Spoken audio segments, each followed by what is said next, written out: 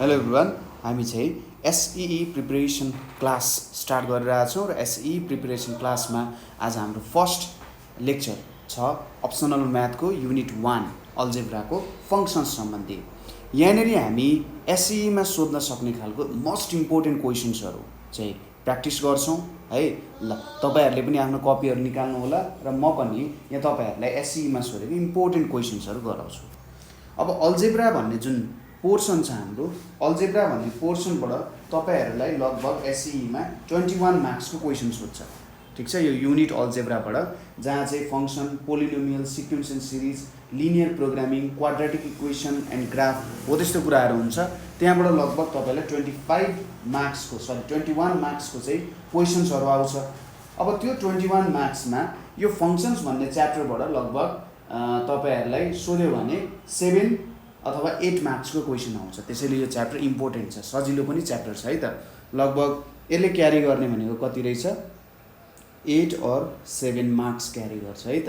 ल हामी यसको इम्पोर्टेन्ट सर्ट क्वेसन, लङ क्वेसनहरू सबै हामी हेर्छौँ है त। सुरुमा हामी सर्ट क्वेसनबाट स्टार्ट गर्छौँ। एसईमा सोधेको सर्ट क्वेसनबाट पहिलो हाम्रो सर्ट क्वेसन्सहरू है त। तपाईँहरूले यसको बारेमा राम्ररी स्टडी गर्नुभयो होला। अब सिलेबस चेन्ज भएको छ, तपाईँहरूलाई पनि थाहा छ। पहिलो क्वेसन के छ भने define a constant function with example भनिएको छ। Define a constant function with example भनेर लेखिएको छ। अब कन्स्टेन्ट फङ्सनलाई के भनिन्छ त, कन्स्टेन्ट फङ्सन, फङ्सन भनेको के हो, फलन हो हैन। फङ्सन भनेको नेपालीमा के भनिन्छ, फङ्सनलाई फलन भनेर भनिन्छ। र कन्स्टेन्ट फङ्सन भनेको चाहिँ कस्तो हुन्छ त, कन्स्टेन्ट फङ्सन भनेको चाहिँ अचर फल। एउटा अचर फललाई के गर्नु पर्यो त, तपाईँले परिभाषा गर्नु पर्यो। अचर फलको परिभाषा के हो र त्यसको एउटा उदाहरण पनि दिनु भनेर भनेको छ यहाँनिर क्वेसनले। अब कन्स्टेन्ट फङ्सन भनेको कसरी लेख्न सकिन्छ, कसरी डिफाइन गर्दा राम्रो होला र टोटल मार्क्स हामीले पाउँछौँ होला भन्ने कुरा हुनसक्छ। यसलाई अब एक तरिकाले सुरुमा फङ्सन भनेको के हो बुझौँ, त्यसपछि काम गर्न सकिन्छ। फङ्सनमा के हुन्छ त जेनरली भन्दा, फङ्सनमा काम गर्दाखेरि हामीले एउटा खालको फर्मेटमा लेखिन्छ। जस्तै एफएक्स इक्वल्स टु यतापट्टि केही समथिङ हुन्छ है, एफएक्स इक्वल्स टु समथिङ हुन्छ। फङ्सनले के जनाउँछ भने यो कुरा चाहिँ अर्को कुनै कुरासँग सम्बन्ध राख्छ भन्ने कुरा। फलले हैन, हाम्रो फलनले जहिले पनि कुनै अर्को कुरासँग सम्बन्ध राख्छ भनेर जनाइन्छ। एउटाको सम्बन्ध अर्कोसँग छ भनेर जनाइन्छ। जस्तै यो जुन यक्स भन्ने छ हाम्रो, यक्स भन्ने जुन भेरिएबल छ, त्यो भेरिएबल चाहिँ कुनै अर्को कुरासँग डिपेन्डेन्ट हुन्छ अथवा हुनसक्छ भन्ने कुरा जस्तै हो। तर यहाँनिर हामीले के बुझ्नुपर्छ भने यो यक्ससँग चाहिँ डिपेन्ड हुँदैन हैन, यक्ससँग डिपेन्ड हुँदैन। जस्ट के हो त, एक्ससँग चाहिँ अरू केही डिपेन्ड हुन्छ भन्ने जस्तो कुरा आउँछ फङ्सनको कुरा गर्दाखेरि। अब यहाँनिर हामीले कन्स्टेन्ट फङ्सनलाई डिफाइन गर्नु पर्यो भने हामीले सुरुमा लिनियर फङ्सनलाई डिफाइन गर्न सकिन्छ। ठिक छ, लिनियर फङ्सनलाई हामीले डिफाइन गऱ्यौँ भने कन्स्टेन्ट फङ्सनलाई डिफाइन गर्न राम्रो तरिकाले सकिन्छ। अब कन्स्टेन्ट फङ्सनलाई कसरी डिफाइन गर्न सकिन्छ भने अ फङ्सन, एउटा function f is a linear function. ठिक छ, सुरुमा लिनियर फङ्सनलाई हामीले डिफाइन गर्ने।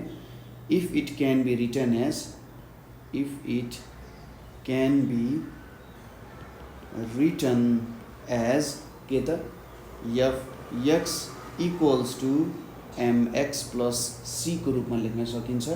Where m and c are के हो त, कन्स्टेन्ट हो। ठिक छ, m एन्ड c भनेको के हो त, कन्स्टेन्ट हो। यस्तो फङ्सनलाई चाहिँ हामीले, यस्तो फलनलाई हामीले लिनियर फङ्सन भनेर भन्न सकिन्छ। ठिक छ, लिनियर फङ्सनलाई के भनिन्छ त, रेखीय फलन भनेर भनिन्छ है। कुनै पनि फङ्सन, कुनै पनि फलन चाहिँ रेखीय फलन कति बेला हुँदो रहेछ भने यदि त्यो फलनलाई हामीले, त्यो फललाई हामीले mx प्लस c को रूपमा प्रस्तुत गर्न सक्छौँ, जहाँनिर m र c भनेको चाहिँ अचर हो। ठिक छ, यिनीहरूमा परिवर्तन आउँदैन, यिनीहरू के हो, अचर हुन्। m र c भनेको यो m र c दुईटालाई अचर भनेर भन्न सकिन्छ। यिनीहरूको जुन एउटा भ्यालु छ त्यो भ्यालुमा परिवर्तन आउँदैन भने यिनीहरूलाई अचर भनेर भन्न सकिन्छ। अब यहाँनिर हामीले लिनियर फङ्सनलाई डिफाइन गर्दा के लेख्न सकिन्छ भने ठिक छ सरी कन्स्टेन्ट अचर फललाई डिफाइन गर्दा कसरी लेख्न सकिन्छ भने यसको परिभाषा लेख्दाखेरि इफ m इक्वल्स टु 0 यदि m को भ्यालु 0 हुन्छ द फङ्सन फलन चाहिँ के हुँदो रहेछ the function is constant function यो एउटा अचर फल हो एन्ड रिटर्न एज अनि यसलाई कसरी लेख्न सकिने रहेछ return as f x equals to c भनेर भन्न सकिन्छ। ठिक छ जहाँ चाहिँ c एउटा अचर हो। ठिक छ c एउटा अचर भयो। अब हामीले यो कन्स्टेन्ट फङ्सनलाई डिफाइन गर्नको लागि यसरी डिफाइन गर्यौँ भने हाम्रो एन्सर चाहिँ टोटल्ली कम्प्लिट हुन जान्छ। ठिक छ यहाँनिर जुन x छ x को जुन भ्यालु छ त्यो भ्यालु चाहिँ चेन्ज भइराख्न सक्छ परिवर्तन भइराख्न सक्छ तर त्यसैले यो फङ्सनको भ्यालुहरू यो फलनको भ्यालुहरू भिन्न भिन्नै आउँछ किनभने x को भ्यालु भिन्न भिन्नै आउन सक्छ। ठिक छ x को भ्यालु के हुन सक्छ भिन्न भिन्नै आउन सक्छ तर यहाँनिर हामीले त यो हाम्रो फलनलाई एउटा अचरसँग मात्रै राखेका छौँ भनेपछि हाम्रो x को भ्यालु मान जे भए पनि है x को मान जे भए पनि हाम्रो यो फङ्सनको मान अथवा यो फलनको मान चाहिँ एउटै रहने रहेछ जहिले पनि त्यसैले यो एउटा अचर फल हुन गयो। अब यसलाई हामीले इक्जाम्पलको रूपमा लिँदा यसरी लेख्ने फर इक्जाम्पल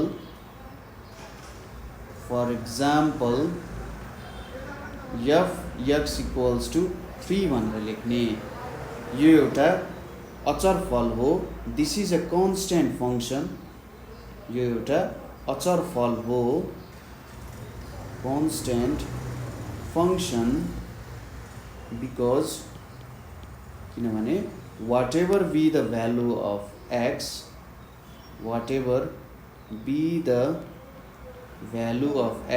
x को मान जे होस् the value of f x जुन हाम्रो फलन छ त्यसको fx को जहिले पनि के हुन्छ 3 हुन्छ। यसरी हामीले यसलाई डिफाइन गर्न सक्छौँ। अब यसको तपाईँले ग्राफ बनाउनु भयो भने अझै राम्रो हुन्छ। ठिक छ यसरी तपाईँले ग्राफ बनाउनु भने राम्रो हुन्छ। fx इक्वल्स टु 3 भनेर हामीले मानेका छौँ होइन यहाँनिर अब यतापट्टि x छ यता माथि के छ y छ है। अब यतापट्टि तपाईँहरूले बनाउन सक्नुहुन्छ यो 1 भयो होला यो 2 भयो होला यो 3 भयो यो 4 भयो यहाँनिर 1 भयो यो 2 भयो यो 3 भयो यो 4 हुन गयो। अब x को भ्यालु जे भए पनि fx को भ्यालु के हुँदो रहेछ 3 हुँदो रहेछ होइन। यो fx लाई चाहिँ y भनेर पनि मानिन्छ है त y भनेर पनि यसलाई मान्ने चलन छ। अब यहाँनिर मैले x को भ्यालु 1 हुँदा होइन यहाँनिर हेर्नुहोस् है त यसलाई यसरी देखाउँ x को भ्यालु जब 1 हुन्छ त्यति बेला y को भ्यालु के हुँदो रहेछ y को भ्यालु 3 हुँदो रहेछ। ठिक छ यसरी देखाइयो ग्राफमा हेर्नुहोस् है त यहाँ एउटा भ्यालु आयो हाम्रो। ठिक छ यहाँनिर हाम्रो एउटा भ्यालु आउन गयो। त्यसै गरी जब 2 हुन्छ भ्यालु x को भ्यालु जब 2 हुन्छ y को भ्यालु के हुन्छ 3 नै हुन्छ y को मान 3 नै हुने भयो। अनि त्यसै गरी जब हाम्रो x को भ्यालु 3 हुन्छ यो हाम्रो y को भ्यालु कति हुन जान्छ 3 नै हुन जान्छ। केही परिवर्तन आयो आएन नि। यहाँबाट हामीले के देख्न सक्छौँ भने यसरी मैले पोइन्टहरू बनाएँ जति भ्यालु लिए पनि त्यही आउँछ। x को भ्यालु 0 भए पनि 3 नै हुन्छ हो। यसले हामीले के दिन गयो त हेर्नुहोस् त एउटा मैले यो लाइन मेटाइदिएँ भने यस्तो खालको एउटा लाइन दिने भयो यसरी सिधा एउटा लाइन दिने भयो। कस्तो खालको लाइन दिने भयो भन्दा प्यारलल टु x एक्सिस वाला लाइन दिने भयो।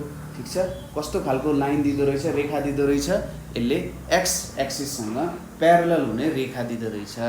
ठिक छ यसरी तपाईँले देखाउनु भयो भने तपाईँको एन्सर कम्प्लिट हुन्छ है त काट्ने ठाउँ कतै पनि हुँदैन। ठिक छ यति कुरा बुझ्यो। नेक्स्ट हाम्रो अर्को प्रश्न के छ भने सर्ट क्वेसन गरिरहेका छौँ हामी छोटो प्रश्नहरू। सर्ट क्वेसनमा क्वेसन के दिएको छन् what kind of straight line kind of straight line, what kind of straight line does a constant function represent? Does a constant function, what kind of straight line does a constant function represent भनेर भनेको छ है। र अर्को के छ भने what kind of set is formed in the range, what kind of set is formed in the range, क्वेसनहरु पनि सार्दै जानु है त, range of a constant function भनेर भनेको छ, ठीक छ। यसले क्वेसनले के सोध्यो भने अचर फलनले कस्तो प्रकारको सीधा रेखा प्रतिनिधित्व गर्दछ, ठीक छ। एउटा कन्स्ट्यान्ट फंक्सन भनेपछि कन्स्ट्यान्ट फंक्सन अचर फलले चाहिँ कस्तो प्रकारको एउटा सीधा रेखा है, कस्तो प्रकारको सीधा रेखा चाहिँ यसले देखाउँछ अथवा कस्तो प्रकारको सीधा रेखा यसले बनाउन जान्छ भन्ने कुरा सोध्यो, ठीक छ। त्यसैगरी अर्को क्वेसनमा हेर्नुस् त what kind of set is firmed in the range of a constant function, र यसको विस्तार क्षेत्रमा कुन प्रकारको समूह पर्दछ। रेन्ज भनिसकेपछि तपाईको के हुन्छ, यो हाम्रो विस्तार क्षेत्र, ठीक छ। विस्तार क्षेत्र भनेको हाम्रो रेन्ज भयो, ठीक छ। सबैले इंग्लिश नेपाली दुईटै कुरा बुझ्नुपर्छ, आफ्नो मातृभाषालाई माया गर्नुपर्छ हैन। इंग्लिश मात्रै पढेर हुन्छ भन्ने छैन, तपाईले नेपाली भाषामा पनि त्यत्तिकै अब्बल हुनुपर्छ, त्यत्तिकै जान्ने हुनुपर्छ है। रेन्ज भनेको चाहिँ के भयो त, विस्तार क्षेत्र भयो। यो भिडियो चाहिँ सबै हाम्रो गभर्नमेन्ट स्कुल जसले चाहिँ नेपाली भाषामा स्टडी गरिराख्नु भएको छ उहाँहरूलाई पनि म बुझ्ने हिसाबमा बनाउँदैछु। यहाँनिर एन्सर लेख्दाखेरि मैले के कुराहरू चाहिँ बुझाइरहेको हुन्छु, मैले एन्सर चाहिँ इङ्ग्लिसमै लेखिरहेको छु है। तर यहाँनिर तपाईहरुले नेपालीमा पनि यसलाई एन्सर लेख्न सक्नुहुन्छ, किनभने मलाई थाहा छ मेरो विद्यार्थीहरू एकदमै राम्रो हुनुहुन्छ, धेरै राम्रो पढ्नुहुन्छ, धेरै मेहनती विद्यार्थीहरू हुनुहुन्छ है। म बिस्तारै पढाउँछु, तपाईहरुलाई राम्ररी पढाउँछु, तपाईहरुको एसई एक्जाममा धेरै राम्रो नम्बर आओस्, तपाईले धेरै राम्रो गर्न सक्नुहोस् भनेर म यस्तो राम्ररी तपाईहरुलाई बुझाउने प्रयास गरिरहेको छु। कहीँनिर अझै बुझाउन सक्छु भने तपाईहरुले मलाई भन्नु होला है त। अब यहाँनिर के सोधेको रहेछ हाम्रो question, what kind of straight line does a constant function represent, अचर फलनले कस्तो प्रकारको सीधा रेखा प्रतिनिधित्व गर्छ। त्यसपछि दोस्रोमा के छ, what kind of set is firmed in the range of a constant function, यसले के भन्यो त भन्दा यसको विस्तार क्षेत्रमा कुन प्रकारको समूह बन्दछ भनेर सोध्यो। सुरुमा तपाईहरुले यसको उत्तर लेख्दाखेरि कन्स्ट्यान्ट फंक्शन भनेको डिफाइन गर्ने, ठीक छ। कन्स्ट्यान्ट फंक्शन भनेको अब यहाँनिर अलिकति छोटो तरिकाले लेख्ने, के लेख्ने भन्दा इन अ लिनियर फंक्शन, ठीक छ। इन ए यसरी लेख्नु यसलाई, इन ए लिनियर फंक्शन, ठीक छ।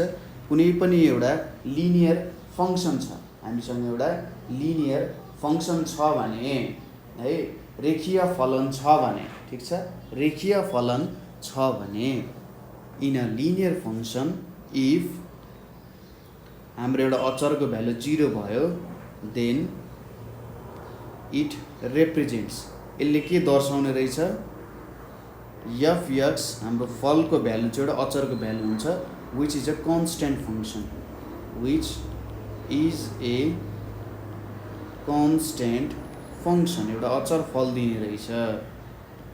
कन्स्ट्यान्ट फंक्शन एउटा अचर फलले, ठीक छ, कन्स्ट्यान्ट फंक्शन एउटा अचर फलले रिप्रेजेन्ट्स अ स्ट्रेट लाइन, यसले चाहिँ एउटा के देखाउँदो रहेछ, सीधा रेखा दिँदो रहेछ, ठीक छ। एउटा सीधा रेखा दर्शाउँदो रहेछ। Constant function represents a straight line which is parallel to x axis, यो हाम्रो एक्स एक्सिससँग के हुँदो रहेछ, प्यारलल हुँदो रहेछ भन्ने कुरा देखाउन सकिन्छ। र माथिकै एक्जाम्पल तपाईले तान्न सक्नुहुन्छ। सपोज यो एक्जाम्पल तपाईले ग्राफ बनाउनु भयो भने अझै राम्रो हुन्छ। हेर्दाखेरि तपाईलाई लाग्छ हैन 1 नम्बरको लागि किन यति धेरै लेख्ने भनेर, तर तपाईको एन्सर जति राम्रो हुन्छ त्यो तपाईको मार्क्स काट्न सक्छ भन्ने कुरा हो। यो एउटा एक्जाम्पल तपाईले देखाउने, के लेख्ने त, फर एक्जाम्पल उदाहरणको लागि for example fx equals to 3 भनेर लेख्ने र यसरी यो लाइन बनाउन सक्नुहुन्छ। यहाँनिर एउटा प्यारलल टु एक्स एक्सिस भनेर आएको छ। दोस्रोमा के सोधेको छ भन्दाखेरि विस्तार क्षेत्र कति हुन्छ भनेर सोधिरहेको छ। ठिक छ, विस्तार क्षेत्र भनेको रेन्ज। अब रेन्जमा अर्को डोमेन र रेन्ज भन्ने कुरा आउँछ। सुरुमा यो कुरालाई पनि बुझौँ है त। डोमेन अनि रेन्ज भनेर आउँछ। डोमेन र रेन्ज भनेर यहाँनिर आउँछ। अर्को कुरा पनि यहाँनिर आउँछ कोडोमेन। ठिक छ, यो एक्स्ट्रा कुरा हुनसक्छ, त्यो कुरा बुझौँ। यहाँनिर मैले एउटा यसरी बनाएँ, यो त फङ्सन रिप्रेजेन्ट गर्ने तरिका तपाईँलाई थाहा छ। यहाँनिर अर्को बनाएँ। ठिक छ, यहाँबाट यहाँसम्म एउटा फङ्सन गइरहेको छ। ठिक छ, यहाँदेखि यहाँसम्म एउटा फङ्सन गइरहेको छ। यसलाई मैले ए माने, यसलाई मैले बी माने हैन। अब यहाँ एमा के छ, 1 छ, 2 छ, 3 छ, 4 छ, 5 छ। बीमा के छ, ए छ, बी छ, सी छ, डी छ अनि ई छ। अब यिनीहरू दुईटालाई जोडौँ। सपोज यो र यो एकअर्कासँग जोडिन्छ, यो र यो एकअर्कासँग जोडियो है, यो र यो जोडियो होला एकअर्कासँग है। अब यो 3 र बी जोडियो एकअर्कासँग, त्यसै गरी यो र यो जोडियो अनि यो र यो यसरी जोडिने गयो एकै ठाउँमा। ठिक छ, अब यहाँबाट के देखिन्छ भने हेर्नुहोस् त, जुन ए को इलिमेन्टहरू छ, ए को इलिमेन्टलाई हामी डोमेन भन्छौँ। ठिक छ, ए को इलिमेन्ट जति सबैलाई हामी डोमेन भन्छौँ, यसमा केही पनि टेन्सन भएन। ठिक छ, यसलाई चाहिँ के भन्न सकिन्छ त भन्दा इमेज भनेपछि यिनीहरू बिम्ब प्रतिबिम्ब जस्तो भयो। ठिकै छ, यो भनेको हाम्रो डोमेन भयो है। अनि यो हाम्रो बी को भ्यालु। अब बी को कुन कुन भ्यालुसँग चाहिँ ए को भ्यालु जोडिएको छ हेर्नुहोस् त। एउटा ए सँग जोडिएको छ, अर्को बी सँग, अर्को सी सँग, ए को कुनै पनि भ्यालु डी सँग जोडिएको छैन अनि ई भयो। यो जुन ए को जुन जुन मानहरू चाहिँ बी सँग जोडिएको छ यो हाम्रो रेन्ज हुन्छ। ठिक छ, जुन जुनसँग जोडिएको छ त्यो चाहिँ हाम्रो के भयो त, यहाँनिर जुन जुनसँग जोडिएको छ त्यो हाम्रो रेन्ज हुने भयो। र बी को सबै value A B C D E यसलाई चाहिँ के भनिन्छ, कोडोमेन भनेर भनिन्छ। ठिक छ, कोडोमेनको कन्सेप्ट सिम्पल कुरा छ। बी को जुन जुन भ्यालुसँग जोडिएको छ, यहाँनिर जुन जुनमा जोडिएको छ, डी त एक्लै बसिरहेछ, ए को कुनै पनि भ्यालुसँग जोडिएको छैन, एसँग रिसाएको छ बी, डी चाहिँ सबै ए को भ्यालुसँग रिसाएको छ, सायद रिस उठायो होला। र यो जोडिएको छैन नि। अब अरू जोडिएको छ, जुन जुन भ्यालु ए को भ्यालुसँग जोडिएको छ त्यो चाहिँ हाम्रो रेन्ज हुने भयो। र बी को सबै भ्यालुहरूलाई चाहिँ कोडोमेन भनेर भन्न सकिन्छ। कुरा क्लियर छ? यो कुरा बुझ्यौँ हामीले। ल, यो भयो हाम्रो रेन्ज र कोडोमेन। अब हाम्रो कन्स्ट्यान्ट फङ्सनको के भेट्नु पर्यो हामीले, कन्स्ट्यान्ट फङ्सनको विस्तार क्षेत्र अथवा रेन्ज भेट्नु पर्यो। ठिक छ, सुरुमा हामीले के गरौँ, कन्स्ट्यान्ट फङ्सन अचर फल के छ हाम्रो यहाँनिर, कन्स्ट्यान्ट फङ्सन भनेको fx इक्वल्स टु c छ। ठिक छ, fx इक्वल्स टु c छ। अब यसको डोमेन भनेको कुनै पनि भ्यालु हुन सक्छ। ठिक छ, यसको डोमेन भनेको कुनै पनि भ्यालु हुन सक्छ है त। यहाँनिर हाम्रो जस्तै यसलाई मैले लेखेँ, fx भनेको त y हो, y इक्वल्स टु c हो। अब यहाँनिर मैले y equals to 0 into x plus c लेख्न सक्छु होइन, यसलाई 0 इन्टु x प्लस c लेख्न सक्छु। अब x को भ्यालु त जहाँदेखि जहाँ पनि जान सक्छ भनेपछि डोमेन भनेको -इन्फिनिटी टु इन्फिनिटी हुन्छ यसको। अब रेन्ज भेट्नु पर्यो। रेन्ज भेट्दाखेरि हाम्रो रेन्ज भेट्दाखेरि अब x को मान जे हाले पनि y को भ्यालु त इन्फिनिटी त आउँदैन कुनै हालतमा पनि हैन, त्यही भएर यो हुन गयो। अब रेन्ज भनेको के हुन्छ त, यसको रेन्जहरूको भ्यालु के आउला भन्दा सपोज मैले यहाँनिर y माइनस c गरेँ इक्वल्स टु 0 इन्टु x गरेँ। अब तपाईँले जे भ्यालु हाले पनि हैन, तपाईँले जे जस्तो भ्यालु हाले पनि तपाईँको भ्यालु चाहिँ रेन्जको भ्यालु c आउँछ। ठिक छ, तपाईँको रेन्जको भ्यालु चाहिँ के आउँछ त, c मात्रै आउँछ। तपाईँले जे जस्तो भ्यालु हाल्नुहोस्, यो हाम्रो x को भ्यालु या डोमेनको जुनै पनि तपाईँले भ्यालु हाले पनि, कुनै पनि मान हाले पनि जहिले पनि c मात्रै आउँछ। c भनेपछि यो एउटा मात्रै भ्यालु आउन गयो। यसलाई चाहिँ हामी सिङ्गलटन सेट भनेर भन्छौँ। सिङ्गलटन सेट सिङ्गलटन सेट भनेको एउटा मात्रै भ्यालु भयो भने त्यस्तोलाई हामी सिङ्गलटन सेट भनेर भन्छौँ। ठिक छ, यो कुरा बुझ्नुभयो के भयो यहाँनिर भनेर। एउटा मात्रै भ्यालुसँग जोडिन्छ नि त, किनभने तपाईँले एक्सको भ्यालु 1 हाल्यो भने पनि वाईको भ्यालु 3 हुन्छ, 2 हाल्नु भयो भने पनि 3 हुन्छ, हजारै हाल्नु भयो भने पनि 3 नै हुन्छ, करोड 1 करोड 2 करोड -2 करोड -3 करोड -3 करोड बाई 4 गर्नुभयो भने त्यही नै भ्यालु आउँछ, जति बेला पनि सी आउँछ। यसले एउटा सिङ्गलटन सेट दिने रहेछ, यो भ्यालु भयो है त। अब अर्को क्वेसन छ हाम्रो, नेक्स्ट क्वेसन सर्ट क्वेसनमा के सोधिएको छ भने इन अ कन्स्टेन्ट फङ्सन, एउटा अचर फलन दिएको छ, अचर फल दिएको छ। इन अ कन्स्टेन्ट फङ्सन के दिएको छ, fx इक्वल्स टु c, हामीले यहाँ दियो if f1 equals to 3 find the value of f2 and f3, find the value of f2 and f3 भनेर दिएको छ। अब यहाँनिर हामीलाई अचर फल दिएको छ fx इक्वल्स टु c, जहाँ c नेरि एउटा c भनेको एउटा अचर हो, अनि एउटा भ्यालु दिएको छ हामीलाई। के भ्यालु दिएको छ त, f1 इक्वल्स टु 3 भन्ने हामीले एउटा भ्यालु दिएको छ। ठिक छ, यो भ्यालु हामीले दिएको छ। अब हामीले f2 र f3 मा के भ्यालु हुन्छ भनेर लेख्नु पर्ने छ। यसको सोलुसनमा सुरुमा के लेख्ने, हामीलाई दिएको अचर फलन के छ, अचर फल दिएको अचर फल constant function fx equals to c दिएको छ हियर। त्यसपछि हामीले के लेख्ने, f1 इक्वल्स टु 3 भनेर दिएको छ। अब हामीले त x को भ्यालु जे हाले पनि त्यही भ्यालु एउटा भ्यालु आउनुपर्छ भनेपछि यहाँनिर के आयो हाम्रो, हेर्नुहोस् त भ्यालु 3 आउन गयो भनेपछि हाम्रो c को भ्यालु कति हुँदो रहेछ, यहाँनिर c को भ्यालु भनेको 3 हुँदो रहेछ।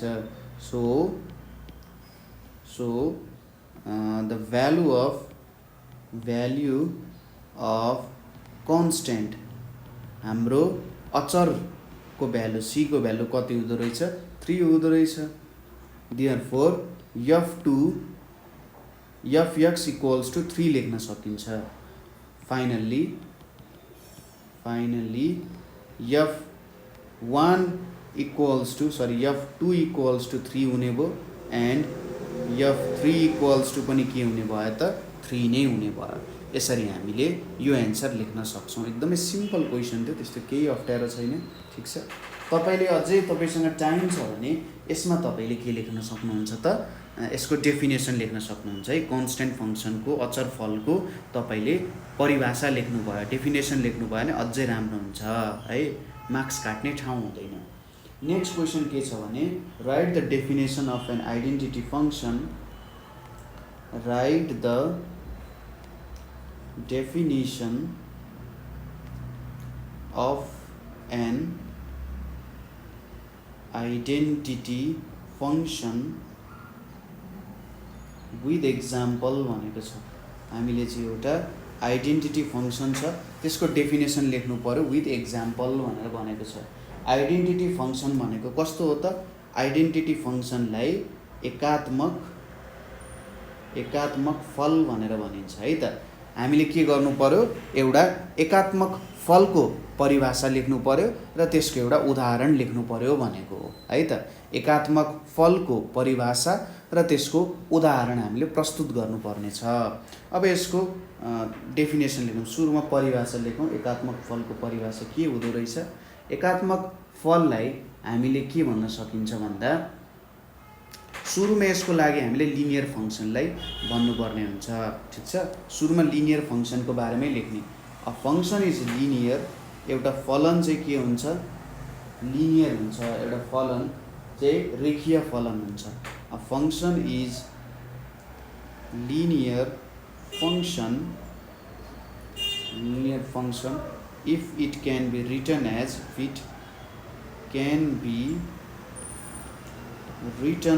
एज, कसरी लेख्दा, fx equals to mx plus c where m and c are constants. एउटा फलन चाहिँ के हुँदो रहेछ त, रेखीय फलन हुँदो रहेछ। कतिखेर भन्दा जब हाम्रो फलनको मान कति हुँदो रहेछ, mx प्लस c हुँदो रहेछ, जहाँ m र c भनेको अचरहरू हो। ठीक छ। अब आइडेन्टिटी फङ्सनलाई हामीले के लेख्न सकिन्छ भने यहाँनिर हेर्नुहोस् है त, इफ यदि यम को भ्यालु चाहिँ 1 भयो एन्ड हाम्रो अर्को अचर सी को भ्यालु 0 भयो भने देन त्यति बेला के हुन्छ, f x equals to 1 into x plus 0 equals to x हुने रहेछ।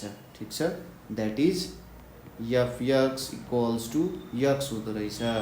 देन यति बेला यसलाई के भनिन्छ त, then it is called identity function.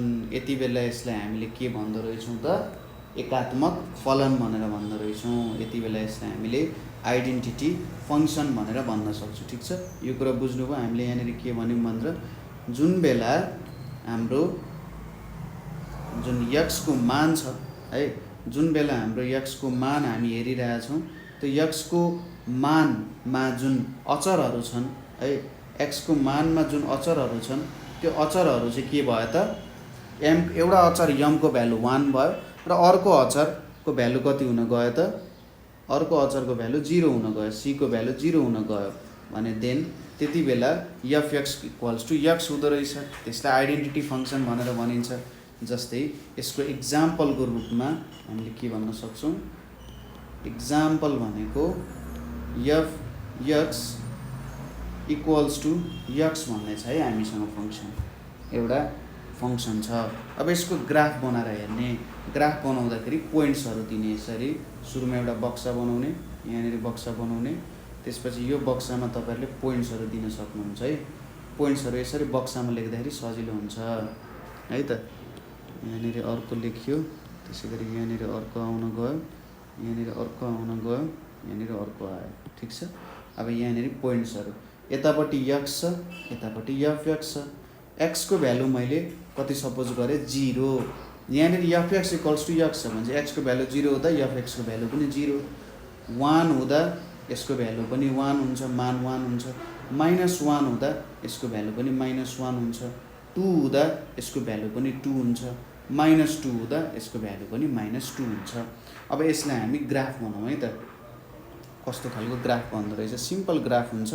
जस्तै यहाँनिर म एउटा सिम्पल खालको ग्राफ बनाउने कोसिस गर्छु।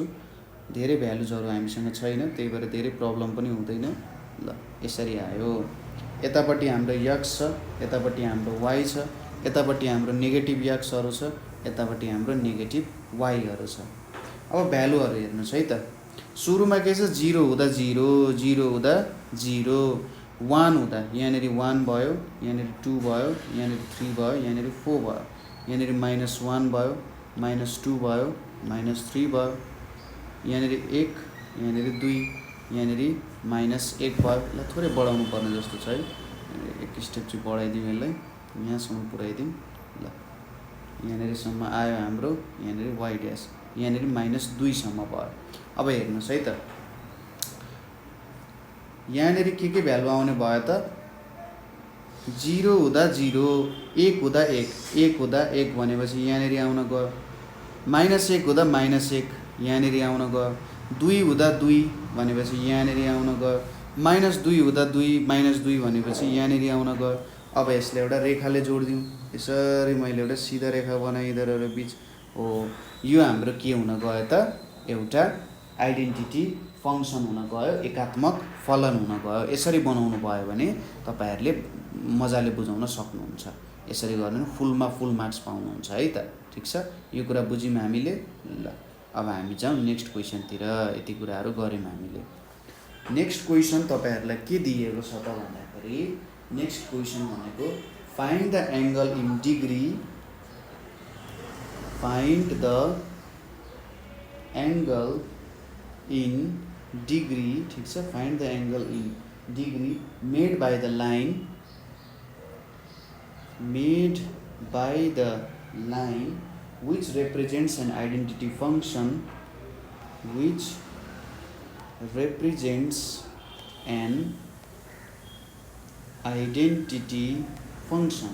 ठीक छ, identity function with x-axis, with x-axis in positive direction। अलिक क्वेसन हेर्दा लामो जस्तो देखिन्छ, तर के हुन्छ त सजिलो छ क्वेसन है, त्यस्तो केही पनि गाह्रो छैन। क्वेसनले के सोधिरहेछ त भन्दा एकात्मक फलन प्रतिनिधित्व गर्ने रेखाले x अक्षको धनात्मक दिशामा कति डिग्रीको कोण बनाउँछ। ठिक छ, यो कुरा बुझ्यो। एकात्मक फलन प्रतिनिधित्व गर्ने रेखाले, ठिक छ, एकात्मक फलन प्रतिनिधित्व गर्ने रेखाले x अक्षको धनात्मक दिशामा कति डिग्रीको कोणहरू बनाउँछ भनेर सोधिरहेको छ। ठिक छ, यहाँनिर अब सुरुमा हामीले डेफिनेसन लेख्ने, यसको क्वेसनले कति एङ्गल बनाउँछ भनेर सोध्यो। हामीले यहाँनिर लेख्दाखेरि कसरी लेख्न सक्छौँ भने यो कुरालाई हामीले यसरी लेख्यौँ। सुरुमा आइडेन्टिटी फङ्सन अथवा एकात्मक फलनको डेफिनेसन लेख्यौँ। इन अ लिनियर फङ्सन, ठिक छ, सुरुमा लिनियर फङ्सनमा इन अ लिनियर फङ्सन रेखीय फलन छ। In a linear function fx equals to mx plus c, ठिक छ, यदि m को मान 1 भयो र c को मान 0 भयो then fx equals to fx हुन्छ, विच इज ए के हुन्छ त, which is a linear function. ठिक छ, यो यति बेला एउटा लिनियर फङ्सन हुन जान्छ। कुरा बुझ्यो, यो एउटा के हुँदो रहेछ, लिनियर फङ्सन हुँदो रहेछ यति बेला। अब यो एउटा लिनियर फङ्सन भइसकेपछि सरी मैले आइडेन्टिटी फङ्सन लेख्नुपर्ने हो, एकात्मक फलन लेख्नुपर्ने, लिनियर लेखेछु। हुन त यो पनि लिनियरै हो, रेखीय फलनै हो, तर यसको एउटा स्पेसल केस, विशेष प्रकारको यो एउटा रेखीय फलन हो है त। आइडेन्टिटी फङ्सन भनेको विशेष प्रकारको हो। अब यसमा हामीले के गर्नु पर्यो त, अघिको कुरालाई नै टिप्न सक्छौँ है त। यो सबै जे कुराहरू यहाँनिर छ यो कुरा नै तपाईँले बनाउन सक्नुहुन्छ। यसरी भन्दा नि यहाँदेखि नै मैले ताने है त, यो सबैलाई मैले ताने, सबै कुराहरूलाई तपाईँले लेख्न सक्नुहुन्छ।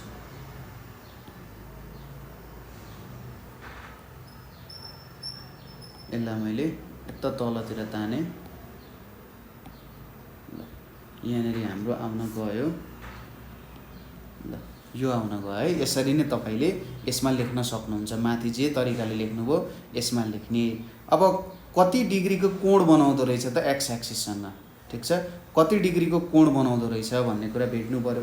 यसको लागि तपाईँले यता तल यसरी भ्यालु तान्ने। अब हामीलाई के थाहा छ भने हेर्नुहोस् है त, यहाँनिर यति मान भनेको 1 छ, यति मान भनेको कति छ, 1 हुन्छ, 1 1 हुन्छ।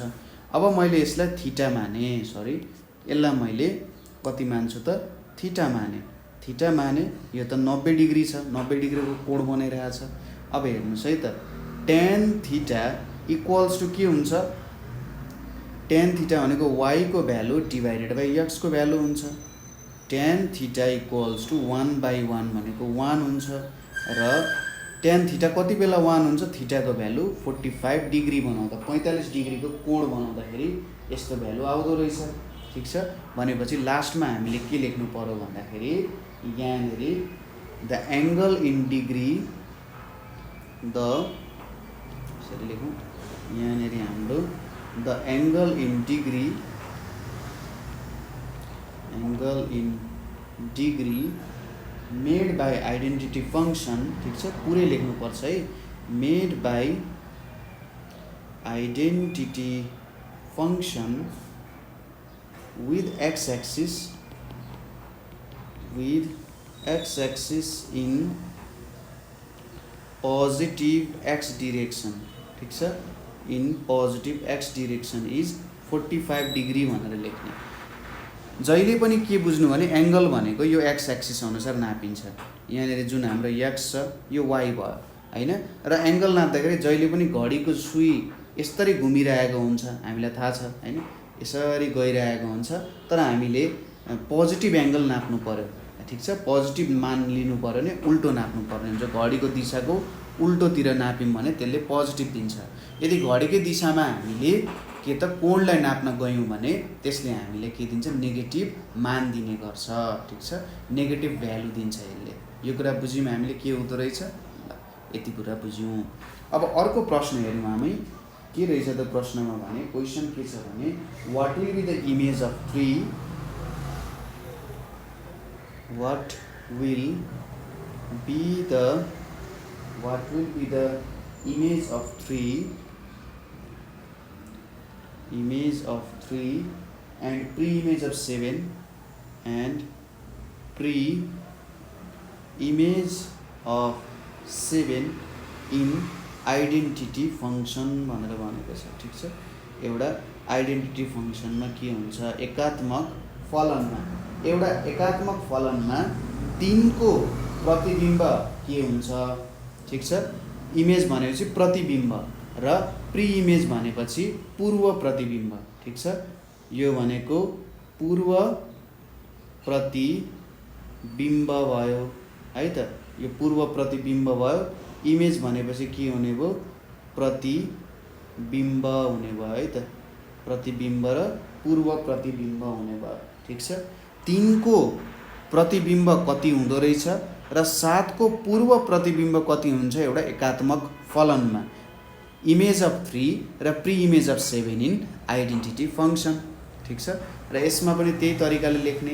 हाम्रो एन्सर थोरै लामो हुन्छ, तपाईले एक्जाममा अलिकति छिटो लेख्न सक्नुहुन्छ, भ्याउनु हुँदैन भने, तर राम्ररी एन्सर लेख्ने। ठीक छ, सुरुमा तपाईहरुले के लेख्ने भन्दा यहाँनेरि इन अ लिनियर फंक्सन अथवा यसरी लेख्ने, अ लिनियर फंक्सन। सुरुमा डेफिनेसन लेख्ने।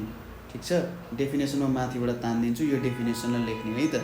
यो जुन हामीले डेफिनेसन यहाँनिर दिइरहेछौँ, यो डेफिनेसन चाहिँ तपाईहरुले छोड्नु भएन, डेफिनेसनलाई जहिले पनि लेख्ने। ठीक छ, किनभने उनले क्वेसन सोध्दाखेरि यसलाई पनि खोजिरहेको हुन्छ। ठीक छ, यो तपाईले डेफिनेसन लेख्नु पर्यो। यो डेफिनेसन लेखिसकेपछि तपाईले अरु कुराहरु लेख्न सक्नुहुन्छ। सुरुमा हामीले यो डेफिनेसन दियौं हैन, यो हाम्रो डेफिनेसन भयो। इन अ लिनियर फंक्सन, एउटा रेखीय फलनमा के हुँदो रहेछ, m को मान 1 भयो, c को मान 0 भयो भने त्यसले हामीलाई एउटा एकात्मक फलन दिँदो रहेछ, आइडेन्टिटी फंक्सन दिँदो रहेछ। अब इमेज भनेको तपाईलाई थाहा नै छ, जस्तै यसलाई सिम्पल तरिकाले बुझौं। यहाँनेर एउटा a को भ्यालु छ है, यो a भयो रे, र यसलाई नै मैले यताबाट तान्दिए, यहाँनेर b छ। यहाँबाट यहाँसम्म एउटा फंक्सन हामीले डिफाइन गरेको छौं। यहाँनेर एउटा फलन छ है, फलनलाई यसरी f ले नै लेखौं। यहाँनेर a छ, यहाँनेर के छ, b छ। अब a देखि मैले b सम्म के जोडे, a देखि यसरी b सम्म मैले के जोडे भने यो a भयो, यो 1 भयो। हामीले के लेख्नु, यहाँनेर के हो त, 1 इज इमेज अफ a हो। ठीक छ, यो कुरा बुझ्यो।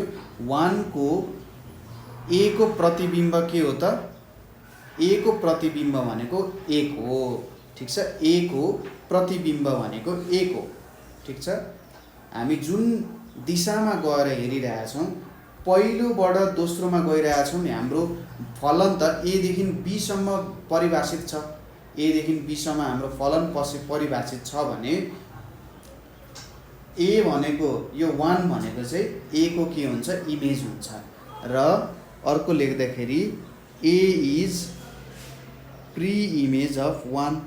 ठीक छ, a is pre image of 1 भन्नुको मतलब के भयो त, a चाहिँ 1 को पूर्व प्रतिबिम्ब हो। जस्तै तपाईले ऐनामा हेर्नुहुन्छ, तपाईलाई a भनियो, तपाईले ऐनामा जुन बिम्ब प्रतिबिम्ब देख्नुहुन्छ त्यसलाई 1 भनियो भने जसले त्यो प्रतिबिम्ब बनाइरहेको छ त्यसलाई पूर्व प्रतिबिम्ब भनिन्छ।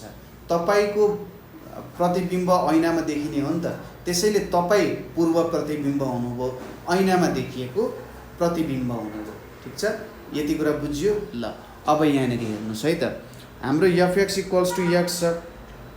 अब एउटा कन्स्ट्यान्ट फंक्सन हो हैन। यहाँनेर अब सपोज मैले यहाँनेर 3 लेखे हैन, यहाँनेर मैले 3 को इमेज यो 3 भयो भने हाम्रो fx = x छ। यदि x = 3 भयो भने हाम्रो के हुन्छ, fx = 3 हो। भन्छ यो 3 हो भने यहाँ पनि 3 हुन्छ। र अर्को के छ, यहाँनेर 7 छ। ठीक छ, यहाँनेर 7 छ। यसले के सोध्यो भन्दा 3 को इमेज के हो, इमेज अफ 3 भनेको के हुन्छ, 3 नै हुन्छ। र 7 को प्री इमेज पूर्व प्रतिबिम्ब के हुन्छ, यदि हाम्रो fx को भ्यालु 7 छ, fx को भ्यालु 7 छ, हाम्रो फंक्सन त fx = x हो भनेपछि x को भ्यालु पनि 7 नै हुन्छ। त्यही भएर हामीले के लेख्नु पर्ने हुन्छ भने द इमेज अफ 3 इज 3 हुन्छ। के लेख्नु पर्यो त 3 को प्रतिबिम्ब भनेको 3 नै हुन्छ। The pre image of 7 is 7। ठीक छ, हाम्रो 7 को पूर्व प्रतिबिम्ब भनेको के हुँदो रहेछ 7 नै हुँदो रहेछ। ठीक छ, अर्को प्रश्न हेरौँ हामी। अर्को प्रश्नमा हामीले के सोधिएको छ भने write the standard firms of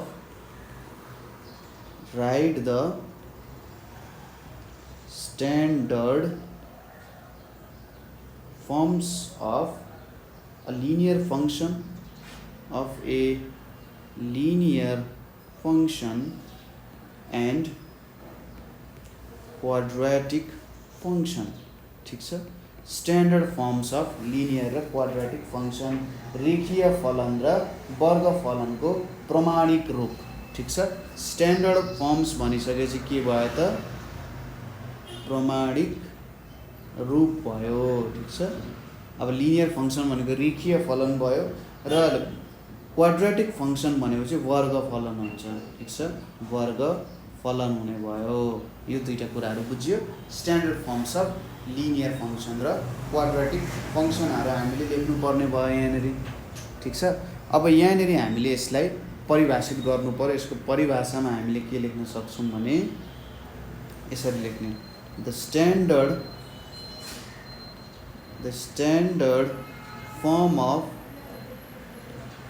linear function, the standard form of linear function is भनेर लेख्ने f(x) equals to m x plus c लेख्ने where m and c are constants भनेर लेख्ने।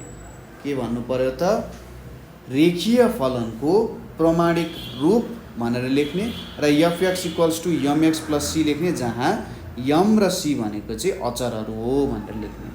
दोस्रोमा हामीले के लेख्ने त द स्ट्यान्डर्ड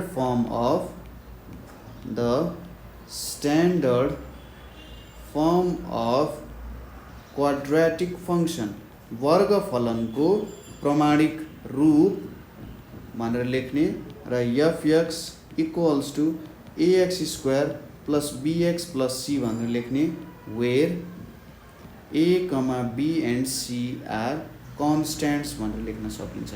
ठीक छ, यिनीहरू पनि के हो त अचरहरू नै हुन्।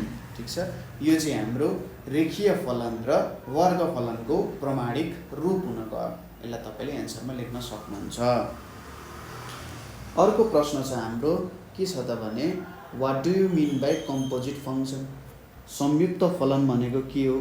What do you mean by composite function, संयुक्त फलन भनेको के हो। गिभ एन एक्जाम्पल, यसको एउटा उदाहरण दिनुस्।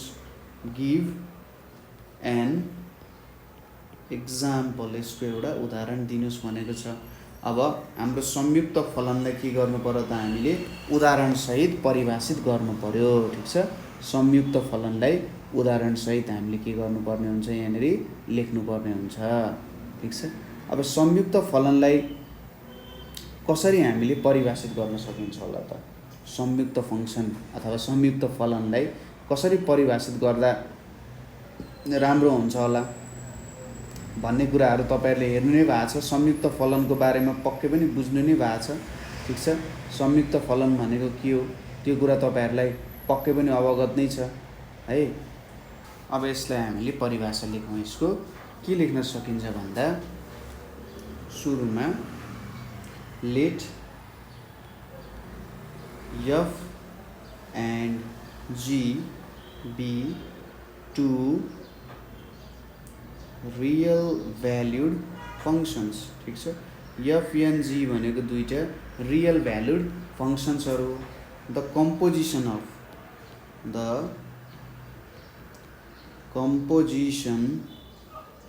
of f and g is defined as f and g is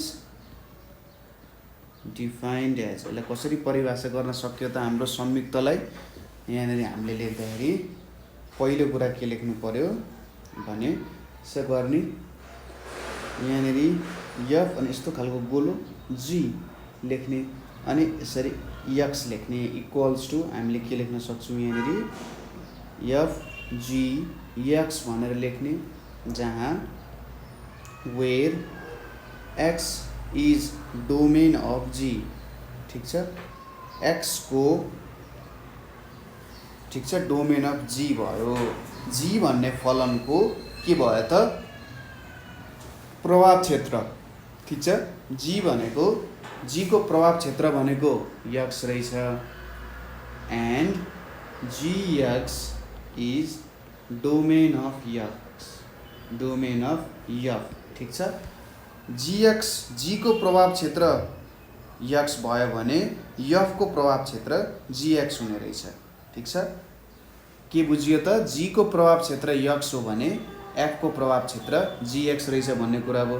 त्यसै गरी अर्को के लेख्न सक्यो जिओएफ एक्स पनि हुन सक्छ जहाँ हामीले जी एफ एक्स लेख्न सक्छौँ जहाँ चाहिँ एक्स चाहिँ के को प्रभाव क्षेत्र हो, एक्स चाहिँ एफ एक्स को प्रभाव क्षेत्र हो अथवा एक्स चाहिँ एफ को प्रभाव क्षेत्र हो एन्ड एफ एक्स के को प्रभाव क्षेत्र भयो, f x is domain of g. यसरी हामीले लेख्न सक्छौँ एफओजी र जिओएफ भनेर हामीले यसरी डिफाइन गर्न सक्छौँ, यसलाई परिभाषित गर्न सक्छौँ। यो भयो हाम्रो कम्पोजिट फङ्सन संयुक्त फलनको परिभाषा, यसरी लेख्न सकिन्छ। अब यसको उदाहरण दिन सकिन्छ। ठिक छ, यसको उदाहरण हामीले यहाँनिर कसरी लेख्न सकिन्छ त भन्दा सजिलो तरिकाको उदाहरण खोज्ने है। सजिलो तरिकाको एउटा उदाहरण खोजेर तपाईँहरूले लेख्ने, धेरै गाह्रो उदाहरण नदिने, एकदम सजिलो तरिकाले सरल तरिकाले के उदाहरण दिँदा चाहिँ सजिलैसँग पेपर चेक गर्ने है त। पेपर चेक गर्ने मान्छेले सजिलैसँग बुझ्न सक्नुहुन्छ होला, अप्ठ्यारो हुँदैन। यदि त्यहाँनिर रेखाहरू फिगरहरू बनाउने हो, चित्रहरू कोर्ने भने अझै राम्रो हुन्छ, किनभने चित्रद्वारा अझै राम्रो तरिकाले आफ्नो उत्तरलाई बुझाउन सकिन्छ है। यहाँनिर के गर्ने त यसको इक्जाम्पलको रूपमा फर इक्जाम्पल लेख्नु। यहाँनिर फर इक्जाम्पल यहाँनिर मैले एउटा बनाएँ है त। यस्तरी यो तरिकाले भन्दा नि हाम्रो जस्तो अन्डा जस्तो हुनुपर्ने होइन। यो एउटा अन्डा भयो है, अर्को अन्डा पनि बनाइयो, तेस्रो अन्डा पनि हामीलाई चाहिन्छ है त। यो भयो एउटा, यो हाम्रो अर्को अन्डा भयो। ल, तीनवटा अन्डा हामीसँग आयो। अब एउटाबाट अर्कोमा लाँदा यहाँबाट यहाँ जाँदाखेरि हामीले एफ एउटा फलन परिभाषा गऱ्यौँ। त्यसपछि यहाँबाट यहाँ जाँदाखेरि हामीले अर्को फलन जी परिभाषा गऱ्यौँ। ठिक छ, यसरी परिभाषा गऱ्यौँ। अब यो यसरी जान सक्छ। ठिक छ, यहाँनिर मानौ यसमा 1 2 3 4 भनेर छ, यसमा ए बी सी डी भनेर छ र यसमा के छ त A1 A2 A3 A4 भनेर छ। ठिक छ, अथवा यसरी मानौ A1 B2 C3 D4 भनेर छ नि। एकदम सिम्पल सरल खालको छ। अब यहाँबाट के हुने रहेछ, यसरी मैले जोडेँ, यसलाई यसरी यसलाई जोडेँ, यसलाई र यसलाई पनि जोडेँ, यसलाई र यसलाई पनि जोडेँ, यसलाई र यसलाई पनि मैले जोडेँ हैन। त्यसपछि यहाँबाट यहाँसम्म मैले जोडेँ, अर्को यिनीहरू दुईटालाई मैले जोड्न गएँ है। यसरी हामीले जोडेर एउटा जोड्यौँ, हामीले यहाँनिर एउटा फङ्सन बनायौँ, एउटा फलन देखायौँ यहाँनिर कस्तो प्रकारको फलन हुँदो रहेछ भनेर हैन। यति भइसकेपछि यहाँनिर हामीले अब फेरि जीदेखि देखायौँ, यताबाट यता देखायौँ, बीदेखि B2 सम्म देखायौँ, सीदेखि C3 सम्म, डीदेखि D4 सम्म हामीले यसरी के देखायौँ त प्रभाव क्षेत्रबाट हाम्रो अर्को क्षेत्रसम्म चाहिँ देखायौँ यहाँनिर। ठिक छ, प्रभाव क्षेत्रदेखि विस्तार क्षेत्रसम्म के कस्तो खालको मानहरू आउँदो रहेछ त्यो मानहरूलाई देखाउने प्रयास गऱ्यौँ है। यति कुराहरू हामीले बुझ्यौँ। ल यहाँसम्म हामीले बुझ्यौँ। अब हेर्नुहोस् त यहाँनेरि सपोज मैले के माने त यफ भन्ने फङ्सन लिएँ भने अब यो माथिको कुरा बुझाउन खोजेँ भने के हुन्छ त यहाँ हेर्नुहोस् त यो हाम्रो एफओजी भन्ने लेखेँ, एफओजी भनेर लेखेँ, यहाँनिर यक्स लेख्यो भने यो भनेको त एफ जीएक्स हुँदो रहेछ हैन। अब यहाँनिर हाम्रो यो जुन यसलाई मैले ए माने, यो मेरो ए भयो, यो मेरो बी भयो र यतापट्टि मेरो सी हुन गयो भने हाम्रो जी भन्ने फङ्सनमा, जी भन्ने फलनमा के आउँदो रहेछ भने हाम्रो बी भनेको चाहिँ के हुँदो रहेछ, प्रभाव क्षेत्र हुँदो रहेछ सी को। ठीक छ, B is domain of C हुँदो रहेछ। ठीक छ, बी चाहिँ के को डोमेन हुँदो रहेछ, सी को डोमेन हुँदो रहेछ है। र यहाँनिर अर्को के हुन्छ त ए अनि त्यसपछि सी इज डोमेन अफ ए हुँदो रहेछ।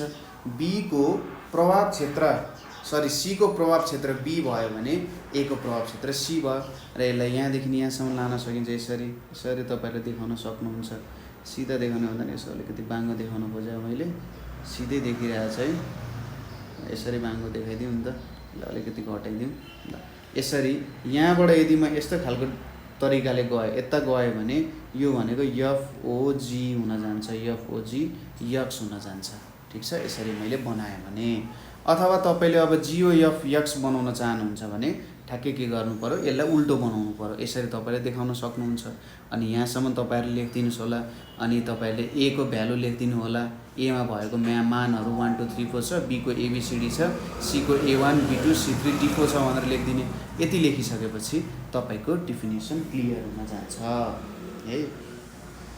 अर्को प्रश्न हेरौँ। अब अर्को प्रश्न हामीलाई के दिएको छ भने यदि if fx equals to 2x छ है and gx equals to 2x square छ and gx equals to x square छ भने फाइन्ड द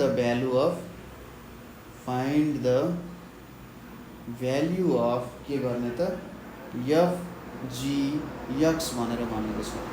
यसको अब सोलुसनहरू पनि कसरी लेख्न सकिन्छ होला भनेर यहाँनिर हामीलाई के दिएको छ, सुरुमा गिभन लेख्ने। गिभन के दिएको छ, fx इक्वल्स टु 2x भनेर गिभन छ अनि gx equals to x square भनेर गिभन छ। अब हामीले भेट्नु पर्ने हो f g x भनेर भेट्नु पर्ने। अब f छ, gx को ठाउँमा हामीले यो x स्क्वायर हाल्नुपर्छ किनभने यो x स्क्वायर भ्यालु हो। यहाँनिर मैले x स्क्वायर भनेर लेखेँ। ठिक छ, gx को ठाउँमा x स्क्वायर। अब हेर्नुहोस् त यहाँनिर हाम्रो fx मा x कहाँ छ, यहाँनिर छ। यो x को ठाउँमा चाहिँ यो x स्क्वायर हाल्नु पर्यो हैन। x स्क्वायर को ठाउँमा x हाल्नु पर्यो। त्यो भ्यालुलाई त त्यसले के गर्ने हो त, परिवर्तन गराउने हो नि त। भनेपछि यहाँनिर के लेख्नु पर्यो, fx लेख्नु परेन, यहाँनिर 2 इन्टु x स्क्वायर। ठिक छ, यहाँनिर 2 इन्टु यहाँनिर x स्क्वायर भनेको 2x स्क्वायर हुन्छ। ठिक छ, जुन चाहिँ हाम्रो के हुन्छ त उत्तर हुन जान्छ। यति दिएको छ। fgx यसरी भ्यालुहरू लेख्न सक्नुहुन्छ हैन। र हाम्रो अन्तिमको मानको भ्यालु यति नै आउन जान्छ। यति कुरा बुझ्यौँ हामीले के भयो भनेर। यहाँसम्म त तपाईँहरूले कुनै ठाउँमा पनि प्रब्लम भएको छैन, सजिलैसँग बुझ्न सकिराख्नु भएको छ है। ल हामीले एकदम मजाले बिस्तारै हेर्दै गइरहेछौँ। कहीँनिर बुझ्नु भएन भने सोध्न सक्नुहुन्छ है त। अर्को के सोधेको छ भने define inverse function with example. Define inverse function with example भनेर भनेको छ। अब इन्भर्स फङ्सन भनेको के हो त, इन्भर्स फङ्सनलाई विपरीत फलन भनिन्छ है त। इन्भर्स फङ्सनलाई विपरीत फलन भनेर भनिन्छ। विपरीत फलनलाई परिभाषित गर्नुस् भनेर यहाँनिर सोधिरहेको छ। अब विपरीत फलनलाई कसरी परिभाषित गर्ने त? ठिक छ, विपरीत फलनलाई परिभाषित गर्दाखेरि यसरी परिभाषा गर्ने, अलिकति छुट्टै तरिकाले परिभाषा गर्न सकिन्छ। Let f such that a to b. F एउटा फलन हो जुन चाहिँ एदेखि बीसम्म गइरहेछ। Be a 1 to 1, be a 1 to 1 and onto function, ठिक छ, be a 1 to 1 and onto function, then a function g a to b such that for each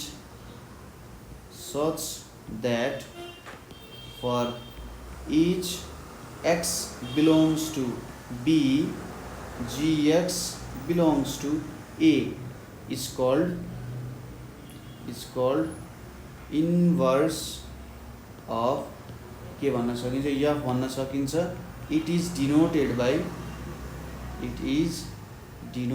by g equals to f अनि माथि f minus 1 आउँछ। यो कुरा भयो।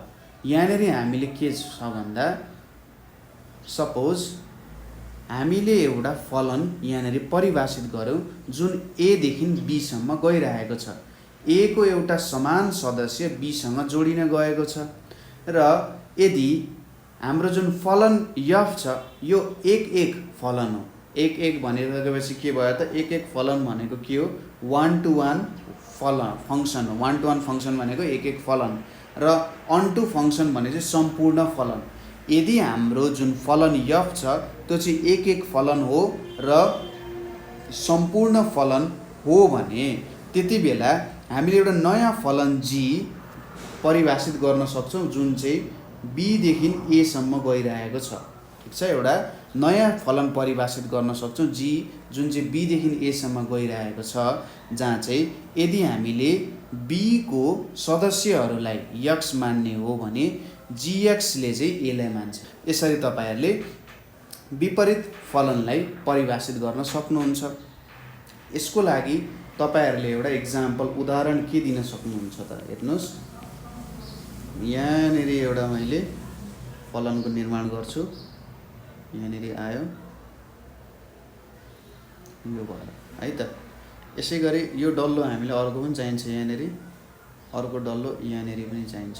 ठिक छ, यसलाई मैले a भनेर माने, यसलाई मैले b भनेर माने है त। यहाँनिर एउटा फङ्सन गइरहेको छ, यहाँनिर एउटा फङ्सन गइरहेको छ हाम्रो जसलाई f भनेर भन्यो। यहाँनिर 1 2 3 छ, यहाँनिर a b c छ। अब यिनीहरू जोडिएको छ, यहाँनिर यो र यो जोडिएको छ, यो र यो जोडिएको छ, यो र यो जोडिएको छ। ठिक छ, यो भनेको एउटा 1 to 1 फङ्सन हो र अन टु फङ्सन पनि हो, किनभने प्रत्येक a को प्रत्येक समान सदस्य चाहिँ b को एउटा समान सदस्यसँग जोडिन गएको छ र b को डोमेन जुन छ अथवा b को रेन्ज जुन छ, विस्तार क्षेत्र हैन, b को विस्तार क्षेत्र जुन छ त्यो चाहिँ पूर्ण तरिकाले a सँग जोडिएको छ। यो 1 to 1 अन टु भयो। यति बेला हामीले एउटा नयाँ फङ्सन बनाउन सक्छौँ, एउटा नयाँ फलन जुन चाहिँ b देखि a सम्म गएको छ। यसरी b देखि a सम्म गएको फलन बनाउन सकिन्छ है। b देखि a सम्म गएको फलन जसलाई चाहिँ मैले g भनेर माने। यहाँको सदस्यहरू के छ, एउटै छ, a b c छ, 1 2 3 छ। अब यिनीहरूलाई जोड्ने है त, यिनीहरूलाई मैले यसरी जोडेँ है, ल यसरी मैले जोड्न गएँ है। अब यहाँ के हुँदो रहेछ भन्दा उल्टो तरिकाले पनि जोड्न सकिँदो रहेछ यसरी। र यो g भनेको चाहिँ f इन्भर्स भनेर भन्न सकिन्छ, विपरीत फलन हो। f को पावरमा -1 भनेको यिनीहरू एक अर्काको विपरीत फलन हो। यसको लागि यो कन्डिसन हुनुपर्छ, यसले यो कुरा चाहिँ फुलफिल गर्नुपर्ने हुन्छ, नभए भेट्न सकिँदैन। ठिक छ, र अर्को प्रश्न छ। अब हाम्रो प्रश्न के छ भने late f such that a to b be a function। हामीले के मान्यौँ, a देखि b सम्म एउटा फलन मानौँ भनेर भनेको छ। what kind of function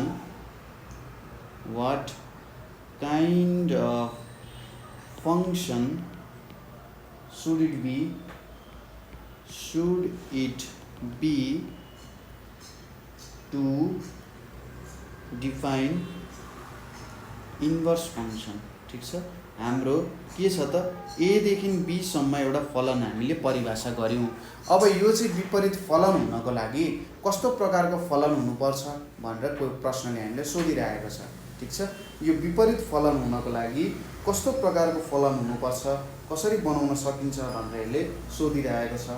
अब यो बनाउनको लागि के हुनु पर्यो त भन्दा सिम्पल तरिकाले लेख्ने। सुरुमा हामीले यसलाई के लेख्न सकिन्छ भने हाम्रो उत्तरमा हामीलाई के दिएको छ त given f such that a to b is a function, यो एउटा फलन हो भनेर दिएको छ। to be a inverse function, to be an inverse function एउटा विपरीत फलन हुनको लागि के हुनु पर्यो, f should be, f भन्ने फलन जुन छ f should be के हुनु पर्यो 1 to 1, एक फलन हुनु पर्यो, एक फलन, एन्ड अर्को के हुनु पर्यो सम्पूर्ण फलन अन्टु फंक्सन हुनु पर्यो। 1 to 1 फंक्सन एन्ड अन्टु फंक्सन भइसकेपछि यो के हुन्छ त एउटा विपरीत फलन हुन सक्छ, इन्भर्स फंक्सन हुन सक्छ। ठीक छ, यो हाम्रो सोधिने जेनरली यो है त सामान्यतया यो प्रश्नहरु चाहिँ 1 को a मा र 1 को b मा सोधिन्छ है, र यो भनेको 1 नम्बरको भयो। अब हामी यसकै 2 नम्बरवाला क्वेशनहरु हेर्न गइरहेछौं जुन चाहिँ 2 अंकमा सोधिन्छ, 2 मार्क्समा सोधिन्छ। प्रश्न के छ भने पहिलो, if fx equals to 2x plus 3 and f inverse 7 equals to के छ भने find the value of k भनेर सोधेको छ। ठीक छ, अब f इन्भर्स 7 भनिसकेको छ। f इन्भर्स 7 भनिसकेपछि हामीले के बुझ्नु पर्यो भने हाम्रो यो एउटा विपरीत फलन हुन सक्ने रहेछ। यसले हामीले के दिन सक्ने रहेछ त भन्दाखेरि भ्यालु दिन सक्ने रहेछ। अब विपरीत फलनमा के हुन्छ, जस्तै यहाँनेर हेर्नुस् है, एकदम सिम्पल तरिकाले यसलाई बुझाउन सकिन्छ। सिम्पल तरिकाले फिगर बनाउने अनि हेर्ने। यहाँनेर सपोज मेरो x को भ्यालु छ, मेरो फंक्सन यहाँदेखि यहाँसम्म मैले परिभाषा गराएको छु, एउटा कुनै फंक्सन मैले परिभाषा गराएको छु भने यतापट्टिको भ्यालु त के आउँछ 2x plus 3 आउँछ हैन। यहाँदेखि यहाँसम्म जोड्ने हो भने मेरो भ्यालु 2x plus 3 आउँछ कि आउँदैन, आउँछ। अब मैले एउटा नयाँ फलन बनाउनु पर्यो। ठीक छ, एउटा नयाँ फलन बनाउनु पर्यो। ल यतापट्टि राखौं, जसले चाहिँ अब यहाँनेरि मैले f इन्भर्स राखे र यतापट्टि 2x plus 3 राखे, यहाँनेरि x राखे। यस्तो खालको भ्यालु आउनु पर्यो। यो मेरो b हो, यो मेरो a हो, यो मेरो a हो, यो मेरो b हो। अब कस्तो खालको फलन चाहियो मलाई भने मैले चाहिँ b देखि a सम्म b मा केही भ्यालु राखे भने a को भ्यालु आउनु पर्यो। ठीक छ, यसको लागि मैले के गर्छु, यतापट्टिको तिर मैले x मात्रै राख्नु पर्ने हुन्छ। ठीक छ, यतापट्टि मैले x मात्र राख्नु पर्ने हुन्छ। x मात्र राख्नको लागि मैले के गर्दिन्छु, यताबाट 3 घटाइदिए, यहाँबाट मैले 3 घटाइदिए भने है त, यहाँनेरि मैले 3 घटाइदिए भने यहाँनेरि पनि 3 घटाउन सक्छु मैले। ठीक छ, दुईतिरै त घटाएको हो नि। 3 घटिसकेपछि यो 3 जाने भयो, यहाँ 3 जाने भयो। त्यसपछि यहाँनेरि 2 ले भागा गरिदिन्छु, यहाँ पनि 2 ले भागा गरिदिन्छु भनेपछि यति गरिसकेपछि त यो 2 पनि हट्ने भयो, यसरी आउने भयो। अथवा तपाईहरुले उत्तरमा लेख्दाखेरि के लेख्न सक्नुहुन्छ, given f x equals to 2x plus 3 दिएको छ, और f x minus 3 equals to 2x दिएको छ, और x equals to f x minus 3 divided by 2 भनेर मान्न सक्नुहुन्छ। यसरी तपाईहरुले लिन सक्नुहुन्छ। ठीक छ, यो लेख्नुभयो। र यसलाई हामी के भन्न सक्छौं भन्दा यहाँनेरि हाम्रो x equals to fx लाई y लेख्न सकिन्छ, y minus 3/2 मान्न सकिन्छ है। अब यो x लाई तपाईले f इन्भर्स y भनेर मान्न सक्नुहुन्छ, y minus 3/2 भनेर पनि लेख्न सक्नुहुन्छ। x भनेको त के हो त, प्री इमेज अफ y हो कि होइन, हो नि। यसले चाहिँ के दियो त, हामीले प्री इमेज दियो। ठीक छ, यसरी लेख्न सकिन्छ। अब y को ठाउँमा हामीले x लेख्यौं भने ठिक छ। y को ठाउँमा यदि x लेख्यौँ, यसलाई डमी भेरिएबल भनेर पनि भन्छ। x को ठाउँमा y लेख्यौँ भने f inverse x equals to x minus 3/2 हुँदो रहेछ। कुरा बुझ्यो यो के भयो यहाँनिर भनेर यतिसम्म लेख्ने। अनि एन्ड हामीलाई के दिएको छ त, and f inverse 7 equals to के भनेको छ, और f इन्भर्स 7 भने चाहिँ 7 हाल्नु पऱ्यो यहाँनिर। 7 माइनस 3/2 इक्वल्स टु के, और के इक्वल्स टु 4/2 भनेको 2 आउँदो रहेछ। देयरफोर के को भ्यालु हाम्रो कति आउन गयो त, 2 आउन गयो। यसरी हामीले के को भ्यालु जित्न सक्ने रहेछौँ। ठिक छ, बुझ्यो। यहाँ हामीले के गर्यौँ भनेर सुरुमा तपाईँहरूलाई इन्भर्स फङ्सन दिएको छ भने x मात्रै एकतिर राख्ने, ठिक छ, x मात्र राख्ने, अर्कोतिर सबै भ्यालुहरू पठाइदिने। f(x) लाई जुन चाहिँ हाम्रो फलन त्यसलाई y मान्ने, y मानेर x यता राख्ने, त्यसपछि x मात्र राख्ने, अरू सबैलाई उता पठाइदिएपछि के गर्नु पर्यो त, यो y लाई, भित्रको y लाई x मानेर काम गर्नु भने इन्भर्स भेट्न सक्नुहुन्छ र यसरी तपाईँले मानहरू भ्यालुहरू भेट्न सक्नुहुन्छ। अर्को प्रश्न छ हाम्रो, इफ यहाँनिर के दिएको छ, f इक्वल्स टु के दिएको छ, 4,1 5,3 6,2 भनेर दिएको छ है। अनि त्यसपछि के दिएको छ, एन्ड FOG, अब यहाँनिर एउटा संयुक्त फलन आयो, के दिएको छ 1,3 त्यसपछि 2,1 अनि 3,2 भनेर दिएको छ। अब हामीलाई के दिएको छ, फाइन्ड G इन्भर्स। G को के निकाल्नु पर्यो त, हामीले इन्भर्स फङ्सन निकाल्नु पर्नेछ, हामीले विपरीत फलन निकाल्नु पर्नेछ। अब FOG भनेको सुरुमा बुझ्नुहोस् है त, FOG भनेको के हो, FGX हो। x भनेको के हो त, हाम्रो G को डोमेन हो र GX भनेको f को डोमेन हो। यसरी तपाईँले बुझ्नु पर्यो। सुरुमा f भन्ने फङ्सन बनाउने है, f भन्ने फङ्सन बनाउने। ल f भन्ने फङ्सन बनाउँदाखेरि ल यसरी मैले एउटा गोलो नै त नबनाऊ, अलिकति हाम्रो गणितमा जुन तरिकाले लेखिएको छ भाषाहरू त्यही भाषालाई नै प्रयोग गर्न सकिन्छ। यतापट्टि मैले अर्को लिए, यसलाई चाहिँ तपाईँको भन्नुहुन्छ नि यस्तो बनाइदिएँ। त्यसपछि यसलाई पनि यहाँनिर लिए मैले, यसको पनि थोरै हाउभाउ चेन्ज गरिदिउँ, यहाँनिर यस्तो लिए। अब सुरुमा एउटा f भन्ने फलन छ, यो चाहिँ सपोज यहाँदेखि यहाँसम्म हामीले बनायौँ रे, यो f भयो। यसलाई मैले a भनेर माने, यसलाई मैले b भनेर माने र यसलाई c भनेर माने। ठिक छ, यो कुरा त छँदैछ, यो कुरा बिर्सिनु भएन है त। यहाँनिर के भयो, किन लेखियो भन्ने कुरा तपाईँले बिर्सिनु भएन। ल यहाँनिर आयो, a देखि b सम्मको दिएको छ। अब पहिलो जुन हाम्रो के छ त, इलिमेन्टहरू छ, सदस्यहरूले के दिन्छ त, a को डोमेनको भ्यालु दिन्छ। ठिक छ, 4 5 6 भनेर छ। यतापट्टि के छ तपाईँको, यतापट्टि 1 3 2 भनेर छ है। कसरी यहाँनिर जोडिएको छ भन्दाखेरि तपाईँको 4 र 1 जोडिएको छ, 5 र 3 जोडिएको छ, 6 र 2 जोडिएको छ। यसरी यो हाम्रो के भयो, f भन्ने फङ्सन हुने भयो। अब FOG के दिएको छ त, FOG भनेको त सिधै कहाँबाट कहाँ जोडिने हो, यहाँबाट यहाँ जोडिने हो। FOG भनेको यो हाम्रो FOG हुन जान्छ। FOG भनेको 1,3 दिएको छ हैन, 1,3 2,1 यस्तो भ्यालुहरू दिएको छ। अब यसलाई हामीले बनाउँदा के गर्न सकिन्छ हेर्नुहोस् है त। यहाँनिर सुरुमा त GX को काम गर्नु पर्यो हैन, भनेपछि GX मा 1 देखि के भइरहेछ, 1 देखि हाम्रो 3 सम्म गइरहेको छ, 1 देखि 3 सम्म गइरहेको छ। त्यसपछि 3 देखि 2 सम्म गइरहेछ, 3 देखि 2 सम्म हाम्रो भ्यालु गइरहेको छ। त्यसपछि 2 देखि 1, 2 देखि 1 सम्म यसरी गइरहेको छ। र यो चाहिँ हाम्रो कस्तो फङ्सन भयो त, यो फङ्सन भनेको हाम्रो यहाँनिर यसरी मैले बनाइदिएँ, यो फङ्सन हाम्रो G फङ्सन भयो। ठिक छ, यसरी हामीले G फङ्सन बनायौँ। अब हामीले प्रश्नले सोधेको छ G इन्भर्स।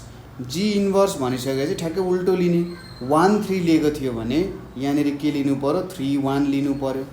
त्यसपछि 3 2 लिएको छ भने 2 3 लिनु पर्यो, र 2 1 लिएको छ भने 1 2 लिनु पर्यो हैन। यसरी जी इन्भर्सको कुरा हामीले लेख्न सकिन्छ। ठिक छ, यो प्रश्न पनि हामीले सल्भ गरौँ। अब अर्को प्रश्नतिर जाउँ। अर्को प्रश्न के छ हाम्रो, क्वेसन के दिएको छ भने हामीलाई from the given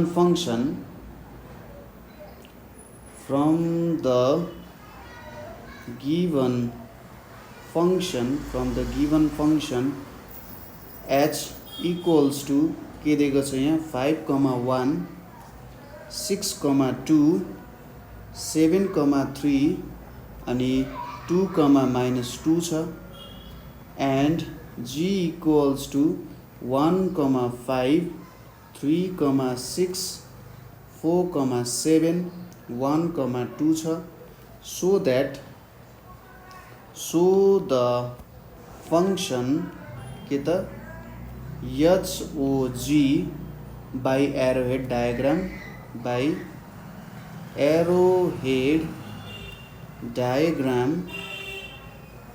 and in ordered pair form। ठीक छ, and in ordered pair form भनेर भनेको छ। ठीक छ, अब यहाँनिर के क्वेसन सोध्यो, प्रश्न के आएको छ भन्दा हामीले दुईटा फलन h र g दिएको छ, त्यसको चाहिँ हामीले HOG भन्ने संयुक्त फलन बनाउनु पर्यो, कम्पोजिट फङ्सन बनाउनु पर्यो। हाम्रो जुन एरोहेड डायग्राम छ मिलन चित्रमा देखाउनु पर्यो र अर्डर पेयर भने चाहिँ क्रम जोडा भनेर देखाउनु पर्यो। ठिक छ, अर्डर पेयर भने चाहिँ क्रम जोडा भनेर पनि देखाउनु पर्यो र मिलन चित्रमा पनि देखाउनु पर्यो। सुरुमा हामीले गिवन पोर्सन लेख्नुपर्छ। गिवनमा के दिएको छ त h इक्वल्स टू 5,1 6,2 7,3 र 2,-2 भनेर दिएको छ र g को भ्यालु के दिएको छ त हामीलाई 1,5 3,6 4,7 र 1,2 दिएको छ है। सुरुमा अब हामीले यहाँनिर HOG भनेर दिएको छ है। अब हाम्रो सुरुमा HOG भन्ने के छ, संयुक्त फलन छ, कम्पोजिट फङ्सन है। यसलाई हामीले HGX भनेर लेख्नु पर्ने हुन्छ है। अब यो GX को जुन भ्यालुजहरू छ त्यो हाम्रो h को लागि के हुन्छ, डोमेन हुन जान्छ। ठिक छ, यो हाम्रो के हुने भयो त, क्षेत्र हुने भयो के को लागि, h को लागि है। अब सुरुमा हामीले सबैभन्दा सजिलो के गर्न सकिन्छ भने g को हामीले डायग्राम बनाएर देखायौँ भने है त, g को डायग्राम बनाएर देखायौँ भने यसले हामीलाई सजिलो बनाउँछ। सुरुमा हामीले g फलनको के बनाउनु पर्यो त, मिलन चित्र बनाउनु पर्यो है। यहाँनिर अब यसरी के गर्ने, g को मिलन चित्र बनाउने। ठिक छ, यहाँनिर 1 छ 3 छ 4 छ है, अनि यहाँनिर के छ 5 छ, त्यसपछि 6 छ, त्यसपछि 7 छ अनि 2 छ हैन। यहाँनिर अब 1 केसँग जोडिन्छ, 5 सँग जोडिन्छ, 3 केसँग जोडिन्छ, 6 सँग जोडिन्छ, 4 केसँग जोडिन्छ, 7 सँग जोडिन्छ र अर्को 1 भन्ने जुन छ, ठिक छ, 1 भन्ने जुन छ यो चाहिँ 2 सँग पनि जोडिँदो रहेछ। यो हाम्रो के भयो त, GX हुने भयो, 1,5 यो हुने भयो। अब अर्को हामीले के बनाउनु पर्यो, यहाँनिर हाम्रो यहाँनिर आउनु पर्ने GX थियो, अब h चाहियो हामीलाई है, अर्को h चाहिने भयो। यसरी मैले h भन्ने निकालेँ है त। सर्कलै त नबनाऊ, अलिकति यसो खालको हल्का बाङ्गो अलिकति चाहिने भयो ल, यस्तो खालको आउने भयो यहाँ। अब यहाँनिर हामीले एउटा फङ्सन डिफाइन गर्नु पर्यो। h को के छ यहाँ 5 छ 6 छ 7 छ अनि 2 छ है। 5 6 7 2 छ यहाँनिर यसो हेर्दाखेरि प्रश्न थोरै गलत छ। यो 2,2 -2 तपाईँले हटाइदिनुहोस् अहिलेको लागि। र यहाँनिर के हुन्छ भने यो र यो पनि एसोसिएट हुन पाउँदैन, यो 2 भन्ने भ्यालु पनि हटाउनु पर्ने हुन्छ। ठिक छ, किन यस्तो गर्ने त भन्दा एउटा चिठी दुईटा घरमा जान सक्दैन कहिले पनि हैन। एउटा मात्रै चिठी छ भने त्यो एउटा चिठीको दुईटा कपी छ भने त जान सक्छ, तर एउटै चिठी दुईटा घरमा कहिले जान सक्दैन हैन। अब यसपछि यहाँनिर 5 6 7 छ अनि यहाँनिर हामीले के गर्न सकिन्छ, यहाँनिर सपोज मैले 4 भनेर राखिदिएँ है त। यहाँ 4 भनेर राखेँ भने 5 र 1 एसोसिएट हुन्छ, 6 र 4 एसोसिएट हुन्छ, 7 र 3 एसोसिएट हुन्छ। यो भनेको हाम्रो के हुन गयो, एच फङ्सन हुन गयो। अब हामीले भेट्नु पर्यो एच ओजी, ठिक छ। यो भनेको के हो, एच जिएक्स हुन जान्छ है। सपोज एक्सको भ्यालु चाहिँ यसरी जाने भयो, यसरी जाने भयो, यहाँबाट यसरी जान्छ, यो यसरी यहाँबाट जाने भयो। सपोज हाम्रो के छ, जिएक्स छ है। अब यहाँनिर जी1 हुने भयो, ठिक छ। जी1 भनेको के हुने भयो त, H5 हुने भयो, ठिक छ। हाम्रो यहाँनिर बुझ्नुभयो कि भएन यो कुरा। यहाँनिर हाम्रो x = 1 भनेर लेख्यो भने, अब यति भइसके पनि यहाँनिर हेर्नुहोस् है त, यो अझै मिल्दैन। कसरी मिल्दैन, सपोज x को भ्यालु मैले g को x को भ्यालु 1 सपोज गरेँ अरे भनेपछि Hg1 भनेको के हुन्छ, h कमा यो भनेको त 5 हुन्छ। अब h कमा 5 ले मलाई के भ्यालु दिन्छ, मलाई 1 भ्यालु दिन्छ, ठिक छ। भनेपछि 1 कमा 1 एसोसिएट हुने रहेछ। तर h को यो a भयो, यो b भयो, c भयो, यसमा त कुनै पनि भ्यालु छैन। भनेपछि यसको लागि तपाईले के हेर्ने भने a र c एसोसिएट हुन सक्छ कि सक्दैन भन्ने कुरा जस्तो आयो। यहाँनिर अब 5 6 7 छ, यतापट्टि c मा पनि 5 6 7 छ, यहाँनिर 1 छ, यहाँनिर 1 एसोसिएट भइरहेछ, ठिक छ। यसरी एसोसिएट भइरहेको छ। अब तपाईले एकचोटी GOF बनाउन ट्राई गर्नुस्, हेर्नुस् है त। सपोज GOF बनाउँदाखेरि मैले f को भ्यालु चाहिँ x को भ्यालु 1 सपोज गरेँ भने यहाँनिर 1 त छैन, सरी 5 सपोज गरेँ। 5 सपोज गरेँ भने g के आउँछ, यहाँनिर 1 आउँछ। अनि g1 भनेको त के हो, g1 भनेको 5 हो। 5 देखि 1 गयो, फेरि 5 सम्म गयो। जहिले पनि कम्पोजिट फङ्सन बनाउँदाखेरि के हुनुपर्छ भने हाम्रो डोमेन र रेन्जको कुरा जुन आउँछ, त्यो डोमेन र रेन्जको कुरा कि इक्वल हुनु पर्यो, सबसेट हुनु पर्यो कि इक्वल हुनु पर्यो, ठिक छ। जस्तै ए देखि अथवा एच फङ्सन जुन छ, एच फङ्सनको के छ त, हाम्रो रेन्जको भ्यालु, ठिक छ। हाम्रो रेन्जको भ्यालु जुन छ त्यो चाहिँ जी को जुन डोमेन छ त्यो डोमेनको सबसेट हुनु पर्यो अथवा इक्वल भ्यालु आउनु पर्यो, ठिक छ। यस्तो भएन भने हामीले क्वेसन गर्न सक्दैनौँ है त। त्यस्तो भयो भने मात्रै हामीले गर्न सकिन्छ, नभए क्वेसन गर्न सकिँदैन। के हुनुपर्छ, range of g intersection domain of f भयो, त्यति बेला केही भ्यालुहरू आउँछ भने त्यति बेला हामीले बनाउन सकिन्छ। तर यदि नल छ भने हामीले कम्पोजिट फङ्सन बनाउन सकिँदैन। जति बेला हामीले एफओजी फङ्सन बनाउँदैछौँ, ठिक छ। एफओजी बनाउँदाखेरि यो नियम पालना हुनुपर्छ। जिओएफ बनाउँदैछौँ भने range of f intersection domain of g भनेको यदि नल भ्यालु आउँछ भने त्यति बेला हामीले जिओएफ फङ्सन बनाउन सक्दैनौँ। त्यसैले यहाँनिर हामीले यो एचओजी भन्ने फङ्सन चाहिँ क्रिएट गर्न सक्दैनौँ, किनभने के छ त, रेन्ज अफ जी र डोमेन अफ एच मिल्न जाँदैन, ठिक छ। रेन्ज अफ जी र डोमेन अफ एचमा केही पनि कमन छैन, त्यसैले यो फङ्सन हामी क्रिएट गर्न सक्दैनौँ। हामीले यो कुरा भनेको बुझ्यौँ। हामीले बनाउनु पर्ने फङ्सन एचओजी थियो। एचओजीमा रेन्ज अफ के त, रेन्ज अफ जी, ठिक छ। रेन्ज अफ जी भनेको कुन हो, 5 6 7 हो। डोमेन अफ एच, ठिक छ।